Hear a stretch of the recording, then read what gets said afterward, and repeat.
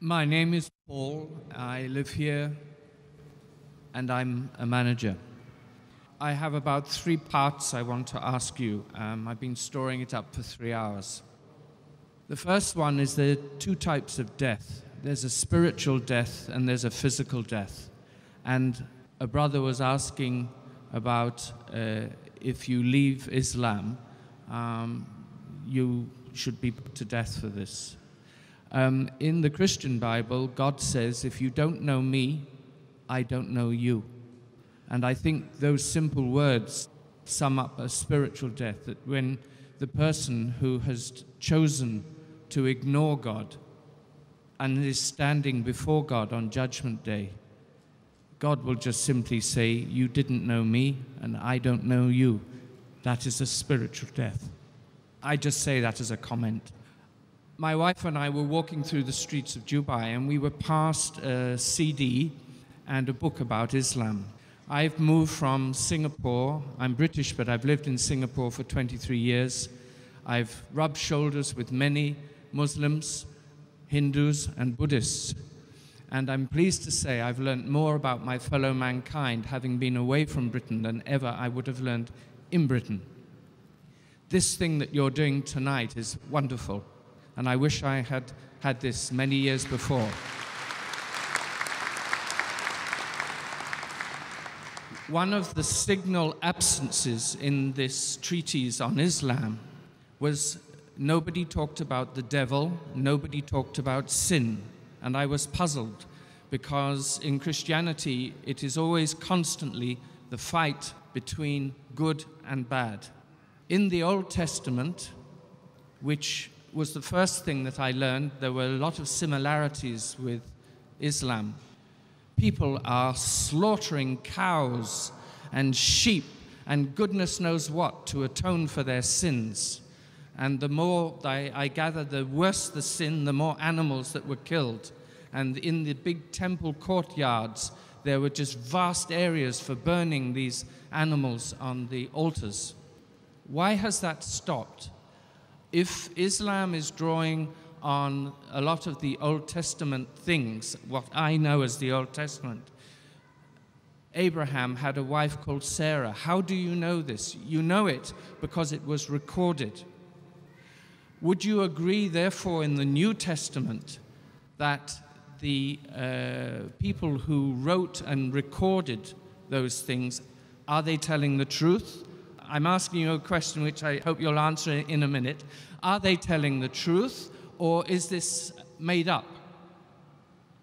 And therefore, why are we not even today slaughtering animals left, right, and center to atone for our sins, because there is another forgiveness? The last point I want to make is, I was absolutely amazed, I learned this in Singapore, that there were historians at the time Jesus was observed to have been crucified who were not Christians. There was no reference to what religion they had, but they recorded that this man Jesus lived. Yes, we know he lived. You acknowledge as Muslims that he lived. But he was observed to have been crucified. And it is recorded in the Bible by the same people who I'm asking you, do you believe that Mark, Matthew, Luke, and John existed? Was this a made-up story?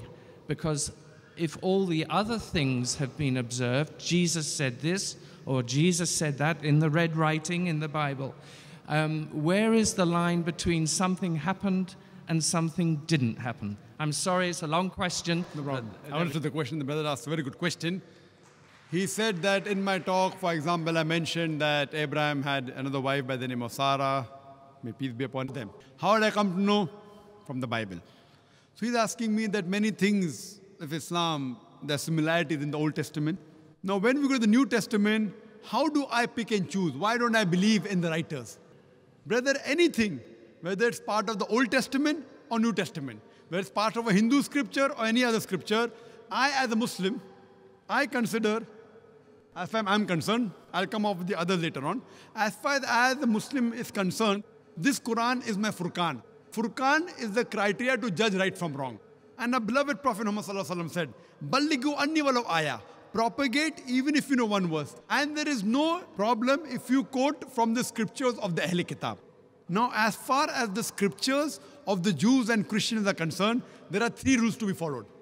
Rule number 1, if it matches with the Quran, we have got no objection in accepting that portion to be the word of God. Point number 1. Point number 2, if it goes against the Quran, we reject it. It cannot be the word of God. Irrespective who wrote it, Paul, Matthew, Mark, John, whoever. Rule number 1, if it matches with the Quran, because this has been proved to be the word of God as far as we are concerned. Scientifically, everything. Even a logical person, if he finds out this is the word of God, and then if he compares whatever matches with the thing which has been proved, like this is our ruler. You know, we have a measuring tape. Once it has been confirmed this is correct, then we use this as a furqan, as our mizan.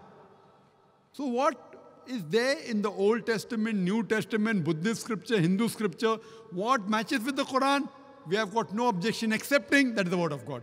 What is contrary to the Quran and the Sahih Hadith, we reject it. It can't be true. Now, what is not matching with the Quran, but not even contradictory, it is optional. Do you understand? Optional. Optional means may be right, may be wrong. So those things which are mentioned in the Bible, Old and New Testament, which match with the Quran, is what I quoted today. 100%. We have got no objection in accepting this portion as the word of God. There are many things which go against the Quran, which I can give a talk on differences between Islam and Christianity. There are certain things which are optional. Neither go against the Quran, is neither matching with the Quran. So these portions which is neither going against the Quran or matching with the Quran are optional for us. So those writings which go against the Quran, I cannot accept as the word of God. So all those authors of the New Testament which go against the teachings of the Quran, I reject it. What matches, I say can be the word of God. What doesn't match, neither goes against, is optional. As far as a non-Muslim is concerned, we use logic. If you keep the Quran aside, today, due to advancements of science and technology, today is the age of science and technology. Now, if you use the yardstick of science and technology to the Bible, you will find hundreds of mistakes. About the creation of the universe, there's a mistake. The Bible says, as I mentioned earlier, that Almighty God, in Genesis chapter 1, verse number 16 to 19, He created 2 great lights. The greater light, the sun, to rule the day. The lesser light, the moon, to rule the night. So moon doesn't have a light of its own. It's a contradiction. It's a scientific error. There are various such errors. Various. Only in Genesis chapter number 1, you can find plenty errors. There are mathematical contradictions. There are scientific errors. There is obscenity. So leave aside Quran. Even if a normal human being who keeps his mind open and reads, we can surely not agree, this portion can surely not be the word of God. If there are scientific errors, if there are contradictions, if there's pornography, any normal human being who has an open mind will never accept this thing to be the word of God. The remaining things becomes optional. So this is what we use, brother, as a strategy to identify. So a student of comparative religion, whenever he picks up a scripture, he uses the strategy and he tries and reads the scripture and then he analyzes how good, how authentic is the scripture, brother. So this if we use with the Bible also, you find there are many errors, there are many contradictions. Even if you don't have the Quran, a normal human being cannot accept this to be the word of God as a whole. But because Quran says that there was a revelation given to Jesus, peace be upon him, what we say, that portion which matches with the Quran, we have got no objection accepting as the word of God. Hope that answers the question, brother. It partly answers the question. The point I was trying to get to was about sin and the devil. The point I made was, in the Islamic literature I was given, there was barely any reference to sin, the forgiveness of sin, the condemnation that we would all feel if we had no way to be forgiven for our sin. This was one part of the question. Yes, therefore one question at a time, it will be better. Yes. As you told that you gave a short speech, I was trying to cover as much as I could. I apologize for my long question. No problem, brother. So brother asked the question that the literature that was given to him, that literature did not contain sin. So I don't know which literature was given to you. But if you read the Quran also speaks about sin. It speaks about hell. It speaks about punishment. Now the literature that was given to you may be a particular topic. Like today's talk, I never spoke about sin because the topic was similarity between Islam and Christianity. But I've given other talks which speak about sin. So the literature that was given to you, brother, was maybe dealing in a particular specialized subject.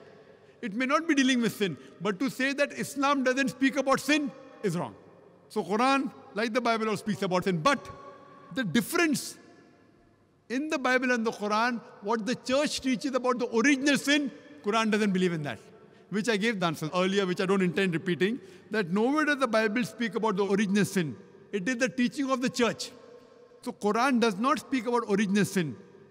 And like the Bible, as Bible says in Ezekiel chapter number 18, verse number 20, that the soul that sins shall die. The father shall not bear the iniquity of the son, neither shall the son bear the iniquity of the father.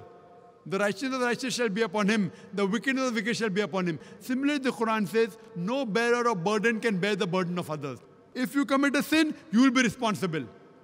No one else can bear the burden. So Quran also speaks about reward, speaks about punishment, speaks about sin, various things.